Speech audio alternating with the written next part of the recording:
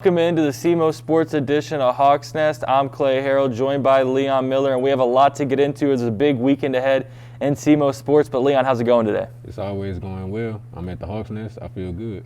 Well, let's go ahead and jump right into football. They fell to Jacksonville State 21-3 last weekend. Couldn't get much going offensively. What has to happen this weekend to get a win over Tennessee Tech? Yeah, so last weekend we had the lowest amount of total yards on offense that we had throughout the whole season. I don't know if that's because we didn't, quite implement the game plan. I think we've always had the same game plan, which is to pass a little bit, run heavily. We were giving the ball away for runs. We had 13 carries by Geno Hess, and we tried to get the running game going, but the passing game wasn't efficient enough for us to get the running game going. We couldn't create play action or do anything else. I think going forward, we have to get the passing game going in some type of way, shape, or form if we want to win, like any games against any high-ranking teams. The defense is solid, but the offense has to click, most definitely. Yeah, you mentioned the defense played solid, and you give up 21 points to a Jacksonville State team, and it felt like if you just scored and maybe possessed the ball a little bit more, you probably had a chance to come out of the game with a win. Yeah, they definitely could have came out with the win. Jacksonville State is one of the higher ranking teams. They're the best team in the OVC right now in terms of football status, and they have a good quarterback. So when you hold them to 21 points throughout the whole game, you're putting yourself in position to win. You just got to capitalize on those opportunities. What's your prediction for this weekend? Last home game against Tennessee Tech. Last home game against Tennessee Tech. I feel like the teams are pretty even right now in terms of the way outsiders look at the overall the records and things. But I think that SEMO is a better football team. Absolutely, they have the better defense. I think that we're going to have a heavy running game this week, honestly. So I think they're going to come out, run the ball, establish a little dominance early, and I think they'll take the home game. Yeah, I agree. I think being it's the last home game, I think SEMO's going to come out. And I think they score 28, 35 points, and I think you see a pretty good show put on by the defense this week. But let's go ahead and move now into volleyball. Yeah. They just keep on rolling. They're 12-2 now, won 12 in a row. Yeah. Final regular season 2 games here against Murray State at home. How important is it for them to just – because they locked up the 3 seed, so how important is it for them to just finish on a good note, knowing you can't get the 1 seed just going into tournament play? Yeah, you just want to stay solid at this point. You want to show other teams as you're rolling into the tournament that you're serious, and the SEMO has shown that they've won 10 games in a row. 12 now. 12 now.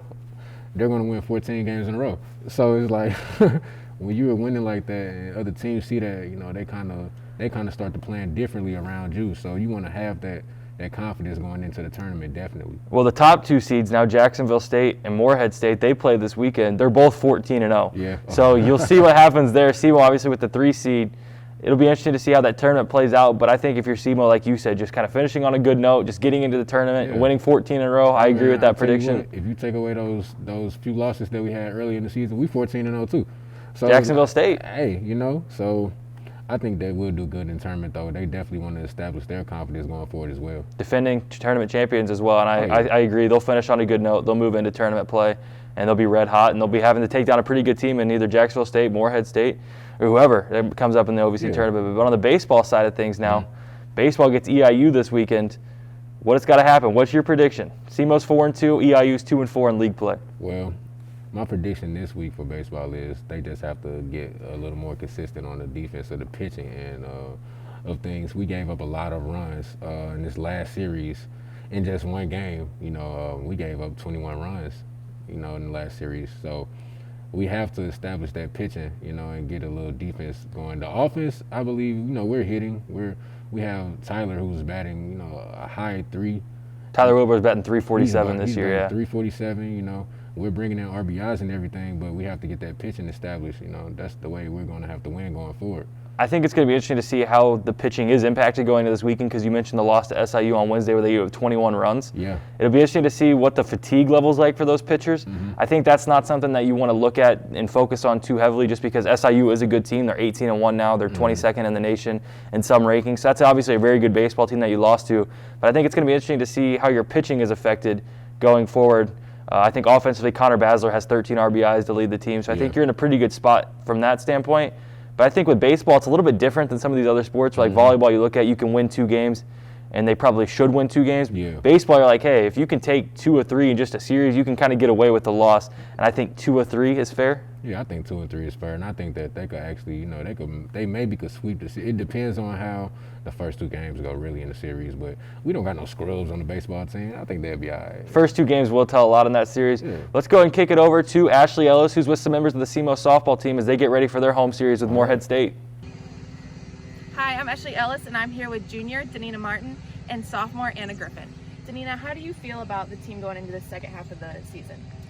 I think for the second half of the season, we've really come together. Our dugout is doing amazing, lots of talk, helping out everybody out on the defense. And I think our bats are really starting to come alive, which is really good for our team right now. Anna, how does it feel having the alumni here this weekend on our home field? I think it just adds to the great atmosphere that we have here at SEMO Softball, and I think that the more fans we have, the more energized we get. So I really think that this will be a great weekend for us, and I think having this many more fans and all these alumni that have forged the way before us, I think will really just push us over the edge and just get us to a great weekend. That's the Inside Scoop with SEMO Softball. I'm Ashley Ellis. Back to you, Clay. Thank you, Ashley, and good luck this weekend. But Leon, SEMO comes in 8-1 in OVC play. Yeah. Morehead State comes in at 0-11. What's your prediction? Consistency is key. I think that, we've hit a stride in the OVC play. We've been talking about that for the last few weeks. I think the other team has hit a stride too. It's probably not the stride that they wanted to hit. So, if we do the math on that one, I'm just going to say, we sweep this series. You found the brooms again this morning? I found the broom again this morning, and it told me that the softball team was going to have another sweep this series. So, yeah. So you'll see SEMO going to 11-1, Morehead going to 0-14? Yeah, that's what I see. Hey, I see it clearly. I see nothing wrong with that. That's all we have for now on the SEMO Sports Edition of Hawks Nest.